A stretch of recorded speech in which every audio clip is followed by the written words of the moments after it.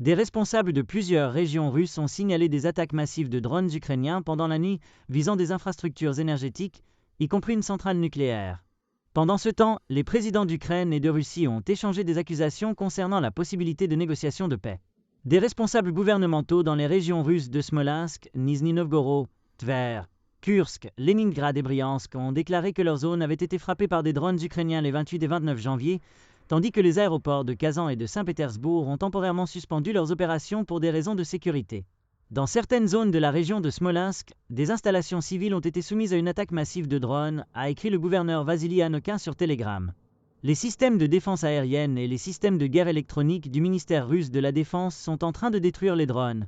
L'un des drones a été abattu alors qu'il tentait d'attaquer une installation nucléaire. Il n'y a pas de victimes ni de dommages, a ajouté Anokin.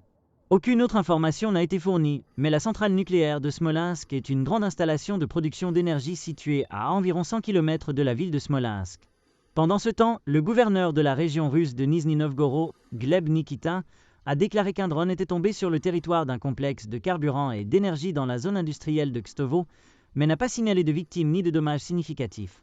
Les services spéciaux travaillent sur les lieux et tous les moyens nécessaires sont utilisés pour localiser l'incendie dans l'une des unités de la raffinerie de pétrole, a déclaré Nikitin. Les gouverneurs régionaux de la région de Bryansk, à la frontière avec l'Ukraine, et de Tver, près de Moscou, ont également signalé des attaques de drones. Dans ces deux régions, les responsables n'ont pas signalé de victimes ni de dommages. Les autorités de l'aéroport de Kazan, la capitale de la République russe du Tatarstan, ont déclaré que tous les vols avaient été suspendus pour des raisons de sécurité, bien qu'elle n'ait pas annoncé si l'aéroport était la cible d'une attaque.